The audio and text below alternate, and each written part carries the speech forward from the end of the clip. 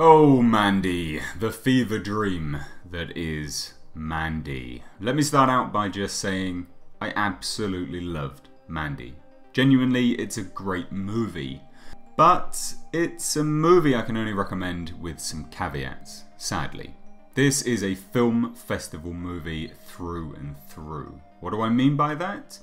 Well, it's more of a throwback to old style filmmaking in that it is slow, steady, and takes its sweet time to get anywhere. In doing so, it builds atmosphere and tension and allows the story to breathe, grow, and become what the filmmaker wanted. Sadly, modern movies are wham, bam, thank you ma'am, and unfortunately the majority of the movie-going audience will find this film to be a slow burn. Too slow a burn. But having said that, where this movie excels is also part of its detriment. The film is very well constructed. The music is in part a character in and unto itself. Sadly though, the use of music and slow pace adds far too much tension in scenes that I felt it wasn't necessary, and it needed a few more moments to recover from the increased atmosphere and tension that a previous scene had created. So let's kind of get into what the plot of this movie is, because from the trailers I'm sure you got the impression it was all out war, a bloody neon dream of guts and gore.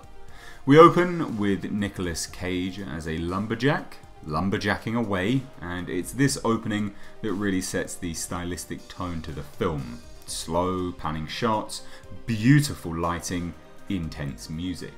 We then cut to Mandy, smoking and painting. Again, it's a very unique style that creeps in here. Very well framed scenes, lighting is on point, and it is focused. Nicolas Cage goes home, hangs out with Mandy, and then we really start to trip out. Mandy reads a book, but in doing so, we cut to beautifully muted pink colours as Mandy is walking the forest. It's as if Mandy is on a trip and everyone around her is induced with it, intoxicated by it. But this trip also introduces our antagonist to the film, Jeremiah. It's a very theatrical performance from Linus Roach. In fact, it's perhaps here I should point out everything is very theatrical in this film. Performances are accentuated, scenes and fades, colour grading, all very theatrically shot and played out. Jeremiah needs Mandy. He's obsessing over her. He's a kind of cult leader and he demands the girl he saw, Mandy, to be brought to him. So this basically opens up a hyper-reality of demons and bloodshed. The girl gets taken, Nicolas Cage goes on a rampage. There's very little dialogue in this film for a 2-hour movie, but the dialogue that there is carefully crafted. Well thought out and with purpose. Lines have meaning, they allow the film to progress nicely, and all in all it maintains a steady pace. The dialogue paired with the music does help to maintain that sense of tension that I touched on earlier. The performances are what I would consider good, if a little hammy, but it does go well with the fact that it's a theatrical performance and is framed in such a way. I wouldn't say the performances are to the film's detriment, as you're essentially watching a theatre performance on screen. It only serves to better the film.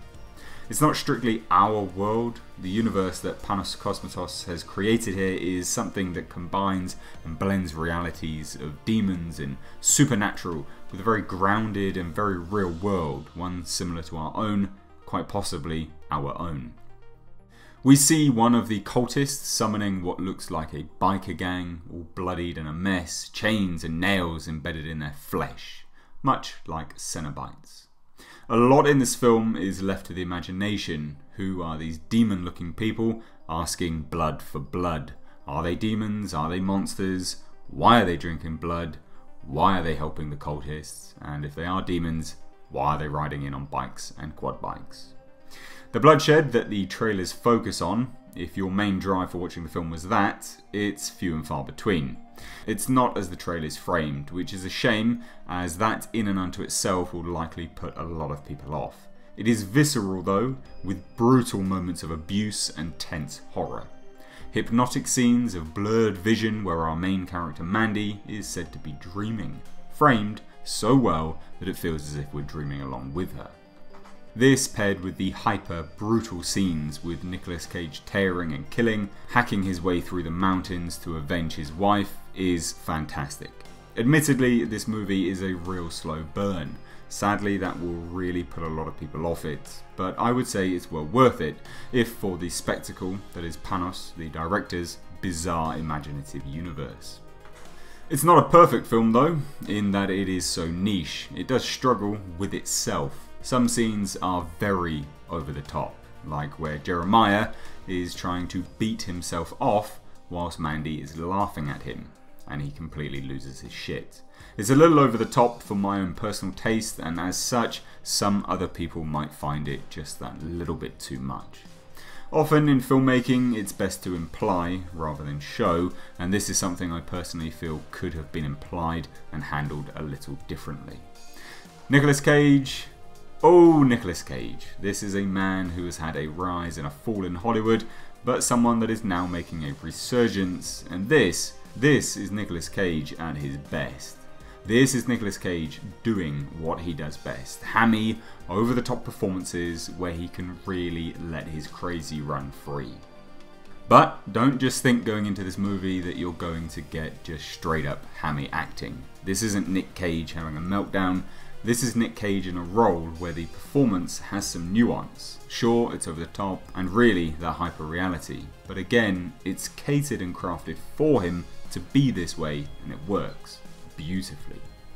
The use of score, as mentioned, is a character in and unto itself, and it really is a part of the film as much as the characters are. It really pushes things forwards, builds tension so beautifully, and the fact that it is such a unique score adds more layers to this film than I first thought when I caught the trailer. I can only really recommend this film if you like this style of movie, this style of slow storytelling, over-the-top performances and deep tension, deep senses of dread. The film essentially never lets you slow down, and some people might find that a bit too much, a bit too jarring, but for me, I thoroughly enjoyed it, so I've got no issue recommending it, and it's a film that I would give a solid 7 out of 10 for. It's a well-made film, very well edited, the story is simplistic enough, but the pacing is a bit compromised due to it wanting to really allow itself to grow. For that, it won't be everyone's taste, and the things they could have implied rather than straight up shown, again, might put people off. All in all, it's a gory, bloody masterclass in an LSD tripping world of visceral moments that will make you cringe. If you've seen Mandy, please do let me know your thoughts down below in the comment section. Do you have anything further to add that I didn't personally say or touch on? I try to keep this review as non-spoiler as possible, as I know many people haven't had the chance to catch this yet, and also because the trailers really don't reveal that much about the film at all. Like I said, it is a 2-hour movie, and as such, there is a lot more that the trailers could not touch on, and rightfully so have kept cards close to the film's chest. So to really round out my thoughts here, I really did like this film. It's also a film that for me introduces me to the writer and director Panos Cosmatos, and it also caught my interest so much that this is a director that I will now keenly follow, which really in modern day Hollywood is kind of few and far between. So I guess that could be a testament to how good that this film really is, or just how unique it is. Anyway, drop all your thoughts down below in the usual place, and if you're new here, hit that subscribe button to stay up to date on all the world of pop culture and movie news and movie reviews such as this. Again, for those that are looking forward to another Mr. Hate review, it's coming, it's coming. They really do take a while to edit up and write, so please do forgive me. If you don't already, please do follow me over on Twitter at Mr. H Reviews, and as always, I have been Mr. H, and I will catch you in the next video.